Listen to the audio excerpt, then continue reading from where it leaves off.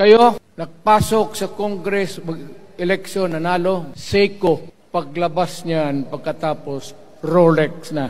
Pumunta ng Malacanang, nakatamaraw, paglabas niyan, nagka-Mercedes-Benz. Busog kayo lahat. Tingnan ninyo yung mga bahay noon ng mga congressman at tingnan ninyo ngayon kung ano kayaman sila, lalo na yung mga bahay nila sa Maynila. Mga wala kayong prinsipyo, mga putang ina ninyo.